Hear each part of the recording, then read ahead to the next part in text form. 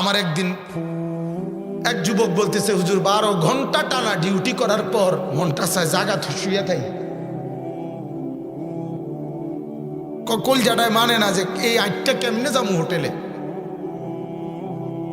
এরপর হাইটা হাইটা আবার যাইতে হয়। হ্যাঁ, হারাম শরীফে আপনার যে ডিউটি করে মুসার দেয় কাজ করে যারা, এরারে একটা মিনিট কিন্তু জিরাইতারে না। জি গাইলে দাঁড়াইলে গারামা, মানে ক্যামেরা আছে ক্যামেরা মারে, গারামা মানে জরিমানা, খামখেয়ালি করলেই কি জরিমানা, গারামা। এত কঠিন ব্যাপার, সেই কষ্টের টাকা এরপরে আইসা দেশে পাঠানো। আহা, বাবার সেই মেহনতের ঘাম ঝরানো টাকা দিয়ে সন্তান উলঙ্গ ছবি দেখা জীবন শেষ। ওই বেচারার 1 মাসের কষ্টের 30,000 টাকা তুই নষ্ট করে দিলি এই উলঙ্গ নর্তকী চাইয়া। করলি কি বাপ, কামটা করলু কি করলাম? মিনিটের মধ্যে মানে টাকা ডিরে কি করে দিল, জ্বালায় দিল, ছারখার করে দিল, জাহান্নামের আগুনে ফেলে দিল। বলেন নাউজুবিল্লাহ। আমার বাবারে আমি জীবনে একবার জীবনে আব্বারে আমি শুধু বলছিলাম, আব্বা আমি এই মাদ্রাসায় পড়তাম না, মানে একটা মাদ্রাসার ব্যাপারে আর কি, মাদ্রাসাত পড়ুম কিন্তু এটা তার পড়তাম না। এই আমার পুরো পড়ালেখার জীবনে আমি একবারই বলছিলাম। আমার মনে আছে আমার আব্বা সাথে সাথে বলছিল, ফুত পরের বেলা ভাত 1 লোকমা খাবার আমার ঘরে খাইও না, এক্ষুনি বাইর, তোমার কামাই তুমি কইরা খাইও। এরপরে সাথে সাথে মাদ্রাসা চলে গেছি কাঁদতে কাঁদতে। বুঝছি যে না, এই বাপ শক্ত বাপ, বাদ দিত না পরের বেলা। বাবার সেই কঠোর শাসন আলহামদুলিল্লাহ আল্লাহ বরকত দান করছে। সেদিন চোখের পানি পড়লেও আজ লাভ হইছে। লাভ হইছে না ভাই? আজ লাভ হইছে।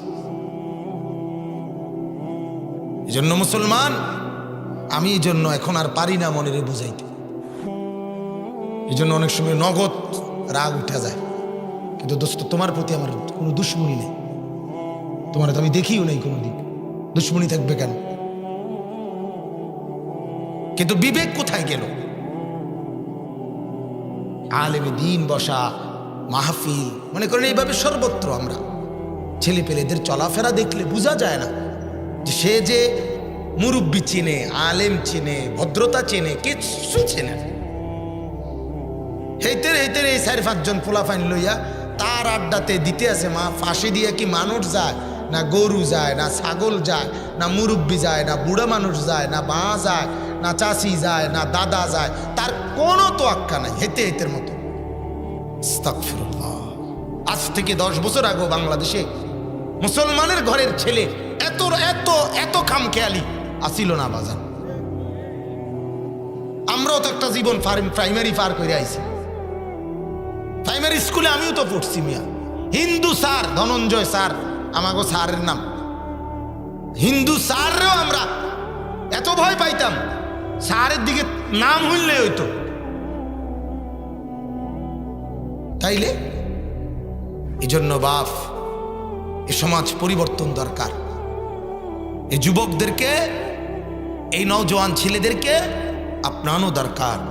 এরা দুনিয়াটাকে তামাশা মনে করে পুরা দুনিয়াতে ডুবে গেছে সবাই। যার যে আলাদা হয়ে গেছেন আপনারা। আমি প্রতিদিন এ কথা বলি, আজকে একটা ফ্যামিলির সবচেয়ে বড় বদনসিব হলো ফ্যামিলির মা বাবা আর ছেলে মেয়ে প্রত্যেকের মেজাজ, চিন্তা, ফিকির, কল্পনা, পেরেশানি আলাদা হয়ে গেছে। বাবার কথা হলো আমি আমার মতো করে চলতেছি, স্ত্রীর কথা হলো হেবুড়ির মতো চলতেছে, ছেলে ছেলের মতো করে চলতেছে, মেয়ে মেয়ের কথা মতো চলতেছে। অর্থাৎ নিজেদের মধ্যে কোনো যোগ সাজস, নিজেদের মধ্যে কোনো পরামর্শ, নিজেদের মধ্যে কোনো কমিউনিকেশন কিচ্ছু নাই, কিচ্ছু নাই। আপনার চোখের সামনে আপনার মেয়েটা এতগুলো পাউডার লাগাইয়া, এত 8-7 কাপড় পরা, এত টাইট জামা পরা, সে যে রাস্তার বাইরে যাইতেছে ঘরের থেকে, আপনার চোখের মধ্যে কি শয়তানে মুতছেনি? হ্যাঁ, আপনি দেখেন না? আপনি একবার জিগাইলেন না যে তুমি আমার কন্যা? কারে দেখাইতে বলিয়া এই রং ঢং হইয়া কারে দেখাই দেখাইতে বাইরিস, এই কথাটা একটাবার একটা বাপের কি বাপে কি এতটুকু বিবেক হওয়ার কথা না? আপনার স্ত্রীর আপনি জিগান না কেন, তুমি আন্তিকে যে বাজারে যাইতে আসো, বাজারে না যাইতে আসো মার্কেটে, কিন্তু 1 ঘন্টা লাগাইয়া কিতা রেডি হইলা, কি রেডিটা হইছে তুমি, কি লেগে এতটি পাউডার ডললা তুমি? আপনি বলেন কি লেগে এতটি ফেয়ার এন্ড লাভলি ডললা তুমি? আপনি জিজ্ঞাসা করেন না বউরে কারে দেখাইতে বললা, বাজারে কিতা দেখাইবা তুমি? বলেন ওমা কারো বিবেক নাই। কারণ হলো প্রত্যেকে আলাদা আলাদা, প্রত্যেকের ফিকির আলাদা আলাদা। ছেলে ছেলেদের সাথে চলতেছে, ওর বন্ধুরা কখনো কয় যে দোস্ত এখন এই ফ্যানটা করে মানাইবো, হ্যাঁ চল কিনে লাই। আরেক দোস্তে কইতে দোস্ত তোর এই চুলটা আগের তুলনা আরো বেশি জঙ্গলির মতো দেখা যাবে, আগে যেরকম ছাগল দেখা যাইতো এখন তোরে রাম ছাগল দেখা যাবে, তুই এটা হ্যাঁ চল কোনটা কোন সেলুনে আয়। কথা বলেন মিথ্যা বলছি? বন্ধুর মতো করে হের মতো হের সামান্য ফুলাফানির লগে মিল্লা মিল্লা হের ফ্যান, হের জামা, হের চুল, হের কথাবার্তা, হের স্টাইল, হের আচরণ সব হের লগের গুণের লগে। তো তাইলে অভিভাবক কেন? তাইলে মাথার উপরে ছায়া কেন? তাইলে শিক্ষক কেন? তাইলে পড়ালেখা কেন? তাহলে সভ্যতা ভদ্রতা কেন? তাইলে আচার আচরণ কেন? তাইলে কৃষ্টি কালচার কেন? কিচ্ছুর তো দরকার নেই। তাহলে যার যখন মেন চায়, কখনো ঠ্যাঙালগি দিয়া, কখনো ঠ্যাং নামাইয়া, তাইলে হাঁটলেই তৈরি। বলে আল্লাহ আমাদেরকে মাফ করে দেন। আমার বাপ অতএব দয়া করে মেহেরবানি করে যে কয়জন বসছেন বুঝতে শিখেন, নিজের টার্গেট চিনেন, কতটুকুতে গন্তব্য নির্ধারণ করছেন। শুধুই দুনিয়া, শুধুই মৃত্যু পর্যন্ত, এরপরের গন্তব্য আপনার কে সাজাবে বাজার? আপনি বলেন। আপনার ঘরে আলহামদুলিল্লাহ এখন আর কোনো কিছুর অভাব নাই, ফার্নিচারের সব জিনিস ব্যবস্থা হইল, সোফাও আছে, ডাইনিং টেবিলও আছে, চায়ের কাপও আছে, হ্যাঁ ওয়াল শোকেসও আছে, কাচের প্লেটও আছে, সব তো মাশাআল্লাহ ব্যবস্থা হলো বাজান। ঠিক আছে, দুনিয়া তো সাজলো, কবর কে সাজায় দিবে? হাসর আপনার কে সাজাবে বাপ? হ্যাঁ যুবক তুমি বলো, তোমরা বলো, ছেলেরা তোমরা বলো, কার মতো করে সাজলা এটা? এই চুল কার মতো? বলো না বাপ, তুমি আমার চাইতে বেশি জানো, তুমি কব এই চুল কার মতো হইল? ওটা এ মুসলমানের চুল? এই জানোয়ারের চুল? কাফের বেঈমানের চুল? সারাদিন কার মতো হাঁটলা? একটা সেজদা দিতে মন চাইলো না, কেন এত শক্ত হয়ে গেল? কলিজা এভাবে এভাবে কলিজাটার মধ্যে এভাবে পাথর মেরে গেল কেন? কলিজা এত নির্মম হয়ে গেল কেন? এজন্য বাজান আপনাদের কাছে অনুরোধ, আমি লম্বা করতে চাই না, আমার কথা শুধু এই কথাটাই মনে করায় দেওয়া, আখিরাত পরকাল মনে করায় দেওয়া। আমি প্রতিদিন এ কথা বলি, আমি আসছি শুধু পরকাল মনে করায় দিতে, ভুলে যাওয়া সবক দোহরাইতে, মানে ভুলে যাওয়া পড়া রিভিশন দিতে আসছি। এই কথাটা মনে করাইতে আইছি আপনাদেরকে শুধু, আমি অনেক দূরের মানুষ না। ভুলে যাওয়া কথা আপনারা স্মরণ করেন। যুবক তুমি স্মরণ করো সে কথা, মনে না থাকলে তোমার মাকে জিজ্ঞেস করো, মনে না থাকলে তোমার বাবাকে জিজ্ঞেস করো। আল্লাহর কসম নওজোয়ান, তুমি যেদিন মায়ের পেট থেকে বের হইছ, সেদিন সর্বপ্রথম এই পৃথিবীর আলো যেদিন দেখছো তুমি, সেদিন তোমার কানে প্রথম যে শব্দ শুনাইছে, আল্লাহর কসম সেটা গান না, আল্লাহু আকবার, ওটা শুনাইছে। আবার গিয়া জিজ্ঞাসা করো মারে, আজ গিয়া বলিও মা আমার কানে প্রথম কি ঢুকছিল? আল্লাহু আকবারের আজান, মালিকের বড়ত্ব, সেটাই তোমার কানে প্রথম ঢুকছিল। হায় যুবক, এটা ভুলে গেল, ভুলে গেল। চতুর্দিকের এত মসজিদ মাদ্রাসা, এত আলেম ওলামা, এত কিছু দেখার পরও একটাবারও জিজ্ঞাসা করলা না যে আমি কি মসজিদে ঢুকা দরকার না? আশ্চর্য কথা,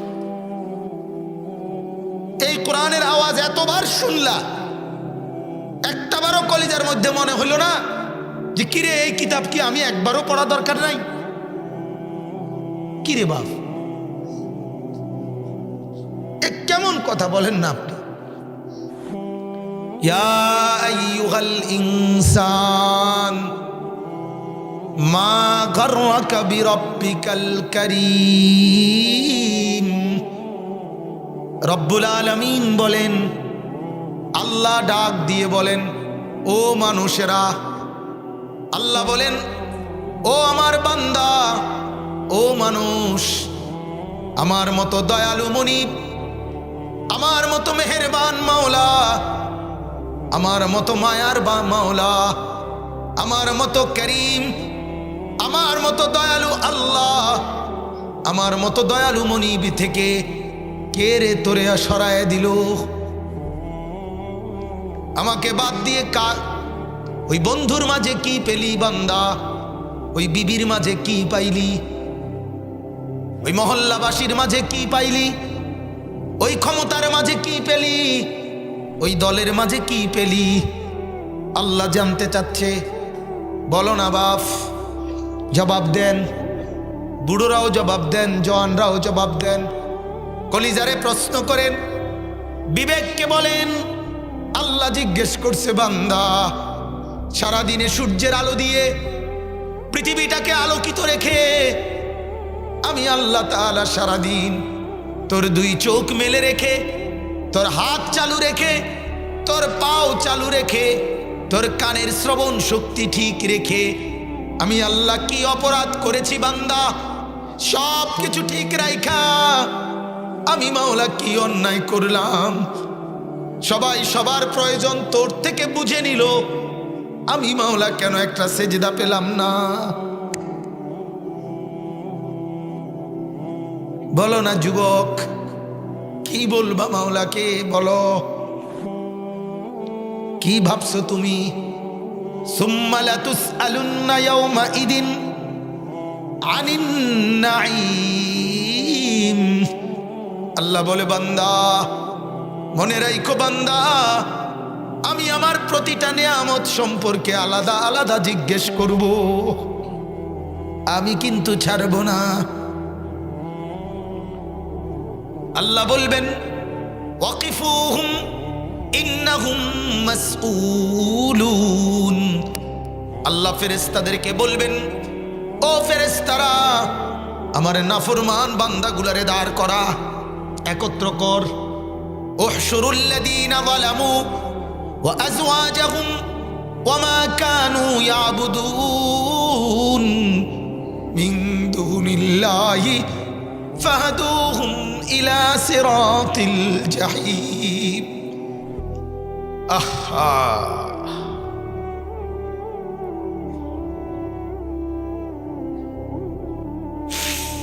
আল্লাহ বলেন, ফেরেশতারা, হাসরের এই মাঠ থেকে যতগুলো নাফরমান এদেরকে আলাদা করো। এই নাফরমানি করতে গিয়ে যাকে যেই সহযোগিতা করেছে তাকেও একত্র করো। এরপরে বলবে, যারা আমি আল্লাহকে বাদ দিয়ে অন্য কারো গোলামি করছে তাকেও একত্র করো। কয়জন? 3 জন। নাফরমান, নাফরমানের সহযোগী, নাফরমান যার গোলামি করত সে। 3 জনকে একত্রিত করে জাহান্নামের রাস্তা ধরাও। এরপরে আল্লাহ বলবেন, এবার জাহান্নামের রাস্তার মাঝামাঝি রেখে ফুলসিরাতের আগে আগেই ওয়াকিফুহুম, ওইখানে নিয়ে দাঁড় করাও। ইন্নাহুম মাসউলুন, আমি আল্লাহ একটা একটা করে জিজ্ঞেস করব, কেন সেজদা করলা না? কেন রুকু দিলা না? আমি কি চোখ দেই নাই? আল্লাহ বলবেন, আমি কি নাক দেই নাই? আমি কি বান্দা কান দেই নাই? আলাম নাজআল লাহু আইনাইন, কোরআনের আয়াত। আল্লাহ বলেন, আমি কি 2টি চোখ দেই নাই? বলো না যুবক, দিছি কিনা বলো, জবাব দাও। আল্লাহ আল্লাহ কি দুইটা চোখ দিয়েছে কিনা? তো মালিক যদি বলে বান্দা এই দুইটা চোখ তো আমার দেওয়া ছিল, তো আমার ঘর মসজিদ কেন কোনোদিন দেখলা না? আমার কোরআন কেন দেখলা না? কি বলবা? আল্লাহর সাথে কি নারাজি? যাদের আজকে নামাজ পড়ো নাই কেন? আল্লাহর সাথে কি নারাজ করলেন? কেন রাগ করলেন? কেন স্ত্রীর সাথে রাগ করছেন? কেন? যুক্তি থাকতে পারে, বেটি সবসময় উল্লা সিধা কথা বলেন না কেন? ছেলেটার সাথে রাগ করলেন কেন? তারে কইছি আমি দোকানে যাইতো, তেরে 10 বার মনে কইছি, তে গেল না, দেখে সেচ্ছি। কথা বলেন না? মালিক বলে, আল্লাহ বলে, বান্দা যত কিছু চাইছো তুমি, আমি দেই নাই। কি কি তোমারে যে কারণে রাগ করছো? সকাল 8টা বাজে তুমি চোখ মেলতে চাইছিলা, আমি বুঝি 10টার দিকে খুলছি। কথা কয় না? বুঝেন নাই কথাটা? সকালবেলা যখন আপনি ঘুম থেকে উঠছিলেন, আপনি চোখ মেলতে চাইছেন, যখন আল্লাহ তাআলা চোখ খুলে দিয়েছেন তার 1 ঘন্টা পরে, এই 1টা ঘন্টা আপনার আটকায় রাখছিল, তাইলে কেন রাগ করলেন? পেশাবে ধরছে যখন পেশাবখানায় বসেছিলেন 1 ঘন্টা, তারপরে পেশাব আসছে, এরকম নি, তাহলে কেন রাগ করলেন? আল্লাহর সাথে কেন নারাজ? বিবিকে বলিয়েন, ছেলেদেরকে বলিয়েন, মেয়েদেরকে বলিয়েন, বন্ধু জওয়ান তোমাকেই বলি, হ্যাঁ দামি হবা না, দামি হবা না। আল্লাহকে নারাজ করে দামি হয় না, বাজার সম্মানী হয় না। দাঁড়াইয়া মুত্তা কেউ সম্মানী হয় নাই, তুমিও ব্যাকুর থেকে নর্তকীর নাচ সাইয়ার মোবাইলে পৃথিবীতে কেউ দামি হয় নাই। নায়িকার বস্তাবন্দি মরা লাশ পাওয়া গেছে 3 দিন পরে। হ্যাঁ শুনেন নাই? দুনিয়া ধোকা ধোকা ধোকা ধোকা। অথচ নায়িকার হাসি দেখলে বোঝা যায় না মনসুখকে বাঁচতে আছে। কথা বুঝেন না? নর্তকীর হাসি দেখলে বোঝা যায় না মনসুখকে বাঁচতে আছে। না রে, এটি হাসি না, এগুলো তোর থেকে পয়সা কামাই করার মাধ্যম। ওই হাসির মধ্যে ফরমালিন, এটা তো হাসি না। নর্তকীর হাসি তো হাসি না, ওটা তো টাকা। গায়িকার গান, এটা তো আওয়াজ, এটা তো তার কি টাকা? বলেন নাউজুবিল্লাহ। অতএব আমার ভাই, সবাইকে মনে করায় দিলাম, যে কয়জন বসছেন আখিরাত মনে করাইলাম, কবর মনে করিয়ে দিলাম, পরকাল মনে করাই দিলাম। যারা সন্তানের বাবা, তারা নিজের জীবনের অর্জন বুঝিয়ে, আমার কামাইটা আসলে কি? আমার কামাই আমার বিবি বাচ্চা, এটা বড় কামাই। কোরআনে আছে, আল্লাহ পাক আবু লাহাবকে বলছেন, মা আগনা আনহু মালুহু ওয়া মা কাসাব। আবু লাহাব, তোর সম্পদ তোর কাজে আসবে না, তোর অর্জন এ কাসাব। ওমা কাসাব আছে না, পড়ছেন না আপনারা? এই কাসাব শব্দের অর্থ হলো অর্জন, অর্জন, উপার্জন। এই উপার্জন মানে তফসিরে আছে তার সন্তানাদি। তাহলে কি বোঝা গেল? আল্লাহ বলেন, আবু লাহাব, তোর উপার্জন অর্থাৎ তোর সন্তানাদি নাফরমানির কারণে তোর কোনো কাজে আসবে না। এগুলা তো কিছুই না, সোফা খাট পালং তো কিছুই না।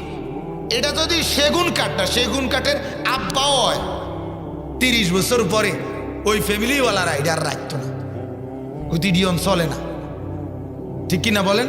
কব এটা এটা কাঠ মজবুত বুঝছি আর, কিন্তু মডেল এটা এখন আর কি চলে। হালা এটা আমার জ্যাঠা বাচ্চা আছে, আমার দাদা নাই।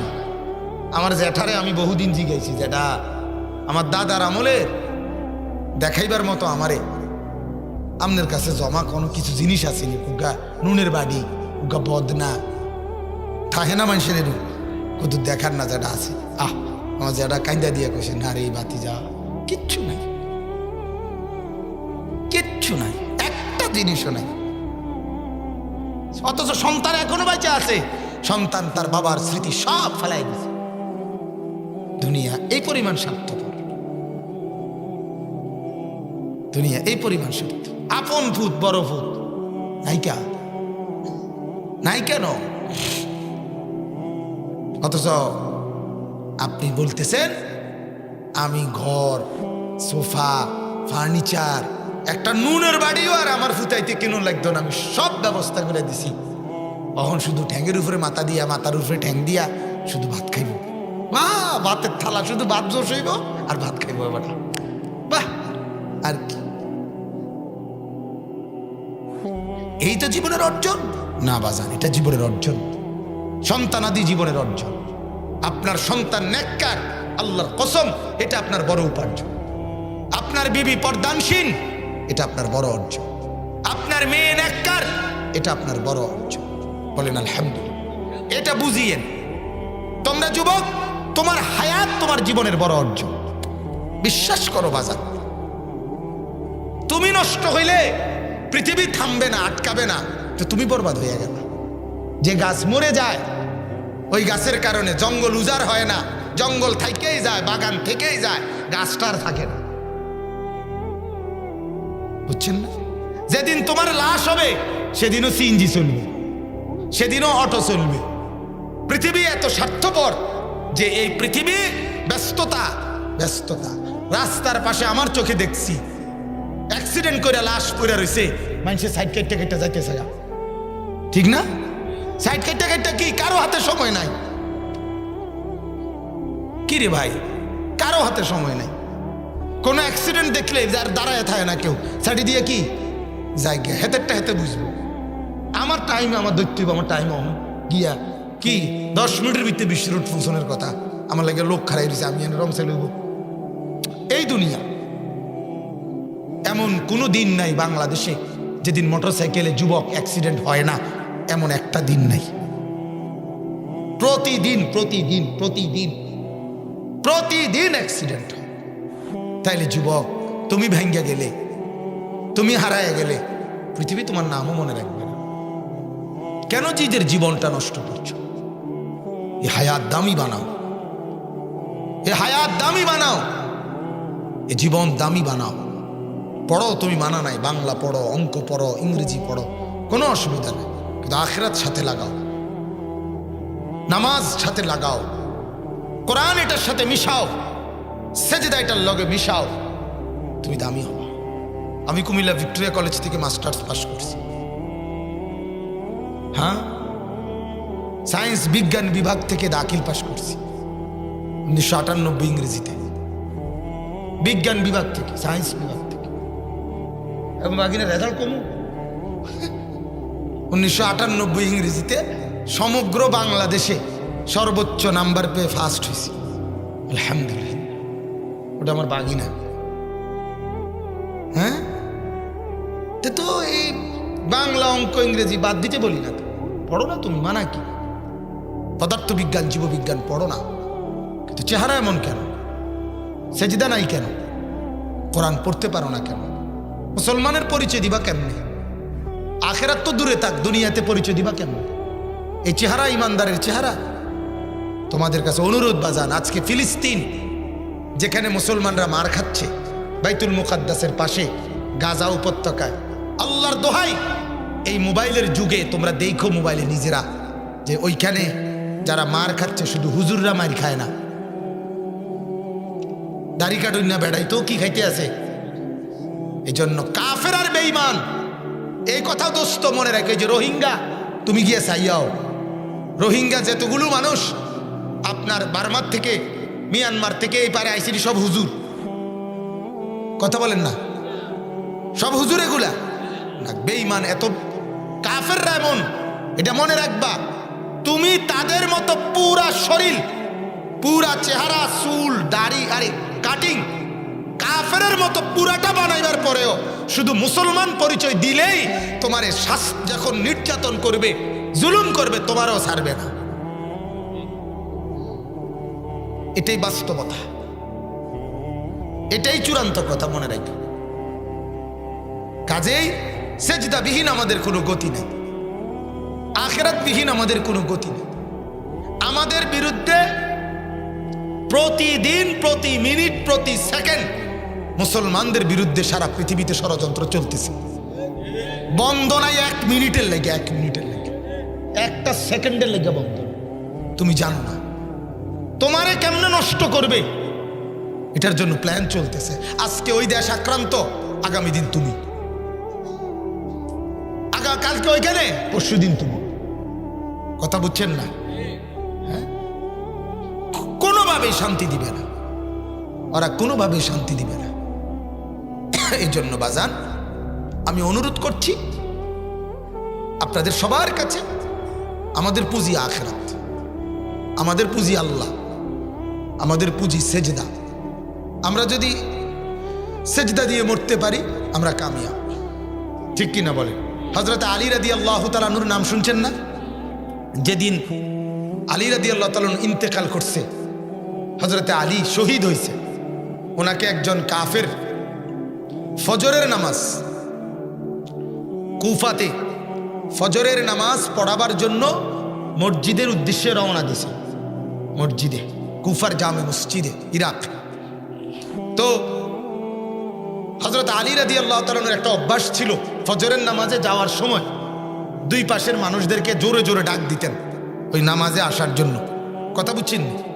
এই রওনা দিছে, উনি ফজরের নামাজ পড়াবে, উনি ইমাম, খলিফা, চতুর্থ খলিফা তখন উনি।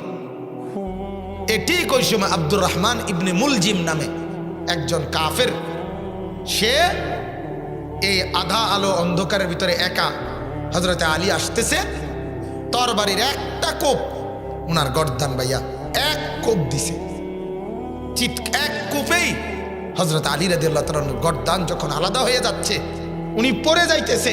আল্লাহর কসম, আমি নিজে কিতাবে আমরা পড়ছি, হযরতে আলী তখন চিৎকার করে শেষ এই মুখ দিয়া বলছে, ফুস্তু ওয়া রব্বিল কাবা, কাবার রবের কসম আমি কামিয়াব হয়ে গেলাম, আমি সফল হলাম। অথচ জীবন দিচ্ছি, তখন কি দিতেছে, কিন্তু কি বলছে এটাকে, কামিয়াবি। ফুস্তু ওয়া রব্বিল কাবা, এজন্য ইমানদারের কামিয়াবি আল্লাহর জন্য জান দিতে পারা। হযরত আবু দুজানা উহুদের যুদ্ধের দিন, যখন আপনারা জানেন সাহাবীরা খুব ভীষণ মার খেয়েছে না উহুদের যুদ্ধে, তো ওই সাহাবী আবু দুজানা রাদিয়াল্লাহু তাআলা আনহু যখন সবাই আপনার চূড়ান্ত মার খাইছে, তখন কিতাবে আছে উনার সামনে পিছনে পুরা শরীরের মধ্যে প্রায় 83টার চাইতে বেশি বর্ষার আঘাত ছিল, পুরা শরীর ঝাঁঝরা হয়ে গেছে। তখন উনি বলছিলেন, এক সাহাবী যখন উনাকে বলছে আবু দুজানা, তখন উনি মরে নাই, মানে রুহু যায় নাই। এর আগ মুহূর্তে আরেকজন উনাকে জিজ্ঞেস করছে, আর উনি বলছে খুব কষ্ট হইতেছে তোমার না? উনি তখন বলছে, আল্লাহর কসম, ওয়াল্লাহি ইন্নী আজিদু রাইহাতাল জান্নাতা মিন উহুদ, আমি উহুদ পাহাড় থেকে আমার নাকে জান্নাতের ঘ্রাণ পাইতেছি। কষ্ট হইতেছে মানে কষ্ট হবে কেন? মানে উনি বলতেছে আর কি যে আমার কষ্ট হবে কেন? আরে বেটা, আমি তো আমার নাকে জান্নাতের ঘ্রাণ পাইতেছি, এখনই জান যাবে আর জান্নাতে ঢুকে যাবে। হাদিসে আছে, এই উহুদের যুদ্ধের দিন আমি নিজে পড়ছি রিয়াজুস সালিহিন কিতাবে, এক সাহাবী আয়েশা বলছি, ইয়া রাসূলুল্লাহ, এই মুহূর্তে যদি আমি ইন কুতিলতু আল-আন ফাআইনা আনা, আমি যদি এখন শহীদ হই আমার ঠিকানা কোথায়? আল্লাহর নবী বলছে, ফিল জান্নাহ, জান্নাতে। হাদিসে আছে ওই সাহাবীর হাতে 3-4টা খেজুর ছিল, ক্ষুধার্ত, উনি খাবে, সাথে সাথে বলছে, আল্লাহর কসম নবী, এই 3টা খেজুর খাইতে যেটুকু সময় লাগে, এইটুকু সময়ও জান্নাতে যাওয়ার জন্য দেরি করতে আমি রাজি না। ফেলে দিছে, গিয়ে এই যুদ্ধের ময়দানে শাহাদাত বরণ করে জান্নাতি হয়ে গেছে। খেজুর পরে খাবো, খেজুর আর খাইলাম আর কি, বলেন আলহামদুলিল্লাহ। অতএব আমরা প্রত্যেকে, আমি 2টা আয়াত পড়ছি, শুধু তরজমা বলি, কথা বলা শেষ। আল্লাহ তাআলা আমাদেরকে বলতেছেন, ওয়ামা হাদিহিল হায়াতুদ দুনিয়া ইল্লা লাহবুন ওয়া লাইব। আল্লাহ বলেন, ও আমার বান্দা, এটা আমি বানাইছি, এই জগৎ বানাইছে কে? কথা বলেন না। গোটা এই কায়নাত কার হাতে গড়া? আল্লাহ বলেন আমার হাতে গড়া, আমি এটার হাকিকত আমি বলতেছি, এটা আমি বানাইছি।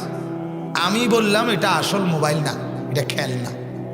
কথার কথা, আমি বললাম এটা আসল ফ্রিজ না, এটা খেলনা। তো আল্লাহই বলে ওয়ামা হাদিহিল হায়াতুদ দুনিয়া, বান্দা শোনো, তোমরা ভুল বুঝছো না, এই যে দুনিয়ার জীবনটা এটা কিন্তু আমি বানাইছি, এটা আমি বলতেছি। ইল্লা লাহবু ওয়া লাইব, এটা তামাশা এবং খেলাধুলা, এটা খেলনা। খেলনা খেলনা কে বলছে? এটা বানানেওয়ালা। আমরা যদি গাছ জোরে কন না এটা খেলনা না, ওই বুড়িরা কথা। যিনি বানাই না হেবেটাই কইতেছে এটা কি খেলনা, আমনে কবে না এটাই আসো, এটাই আসো। এটা বোকামি না? এটা বোকা না? এই জন্য ওমা হাদিহিল হায়াতুদ দুনিয়া ইল্লা লাহবুন ওয়া লাইব। আল্লাহ বলেন বান্দা শুনে নাও, দুনিয়ার এই জীবনটা হলো তামাশা, খেলাধুলা। আল্লাহ বলেন খেলার মাঠে কেউ বেশিক্ষণ থাকে না, তামসার মাঝে বেশিক্ষণ ডুবে থাকে না। যে যতক্ষণই তামসা করে, তামসার মধ্যে একটা সময় ক্লান্তি এসে যায়, ঠিক কিনা বলেন? কিছুক্ষণ পরে বলেন আরে দোস্ত আর ভালো লাগে না, আর দোস্ত খেলতি না, কর না আর কুলায় না। আল্লাহ বলেন বান্দা দুনিয়া আমার এমন এক খেলনা, যত লম্বা সময় তুমি এটার মধ্যে তামসা করো না, একদিন দেখবা আর ভালো লাগবে না। একদিন এই দুনিয়া কিছুক্ষণের মধ্যেই তামাশার ঘর, খেলনার ঘর ভেঙ্গে চুরে আমি ফেলে দিব। ভেঙ্গে চুরে যে বাচ্চা বড় যত্ন করে খেলনা ঘর বানায়, যে বাচ্চা বড় যত্ন করে খেলনা পুতুল বানায়, যে বাচ্চা খেলনার ডেকচি বানায়, ছোট্ট ছোট্ট ঘর করে রান্না বান্না করে, এরপরে আপনার এই মানে কঙ্কর, এরপরে সুরকি, এরপরে বালু, এরপরে মাটি, এটার এই কোনোটারে তরকারি, কোনোটারে গোস্ত, এগুলা বানায়, ঠিক কিনা বলেন? আবার কল্পনা করে করে ডকডক ডকডক করে খায়, মেহমানদারি করে। কিন্তু যখনই মা ভিতর থেকে ডাক দেয় বাবা এখনো আসো না কেন, সাথে সাথে বাম হাত দিয়ে একটা টান দিয়া সবগুলো ফেলে দিয়ে মায়ের ডাকে ছুটে চলে যায় সন্তান। রব্বুল আলামিন বলেন 60 বছরের খেলনা ফেলে আমি আল্লাহ যখন ডাক দিব, মালাকুল মউত এসে একটা টান দিয়া নিয়ে যাবে, সব খেলনা ফেলে আসবা, সোফা থাইকা যাবে, কাঠ পালং সব থেকে যাবে, দালান বিল্ডিং সব থেকে যাবে। বন্ধু আমার একজন ভাবি, আমার একজন বড় ভাইয়ের বউ, বুধবার দিন নতুন ঘরে উঠছে, 15-20 দিন হয়। তো বুধবার দিন আপনার পুরা বাজার করছে নতুন করে, পুরো 1 মাসের বাজার কইরা সব কিছু সেটিং টেটিং করে, তরকারি কুইটা, মাছ টাছ কুইটা ফ্রিজে রাখছে, চাউলগুলো পর্যন্ত, চাউলের ডিব্বা, বড় ভাইয়ের ডিব্বা, চাউল ডিব্বা মানে ডিব্বার মধ্যে ভরে রাখছে। বৃহস্পতিবার দিন আমার ভাইয়েরে বলতেছে, আমার বড় ভাইরে, যে আপনি তো কত জায়গায় ওয়াজে যান, আমারও তো কোনোদিন নিলেন না কোথাও। হঠাৎ আলহাজ হজরত মাওলানা মাহবুবুর রহমান আশরাফি আমার বড় ভাই, ভাইয়া বলতেছে চলো আজকে তাহলে তোমারে ওয়াজ শুনাইতে নিয়ে যাও। গাড়িত করে নিছে, বয়ান শুনছে, ওই মাহফিলওয়ালার বাড়িতে গেছে, রাত্রে আসছে, বুকের মধ্যে ব্যথা উঠছে। পরের দিন জোহরের নামাজের সময়, জুমার নামাজ শুক্রবার দিন, জুমার নামাজের পরপরই দুনিয়া থেকে চলে গেছে। আহা, বুধবারের বাজার কোনোটাই রাঁধতে পারে নাই। ওমা হাদিহিল হায়াতুদ দুনিয়া ইল্লা লাহবু ওয়া লাইব। তামাশারে বন্ধু, খেলাধুলা, কিছুক্ষণের দৌড়ঝাঁপ, একটু পরেই নাই, একটু পরেই নাই।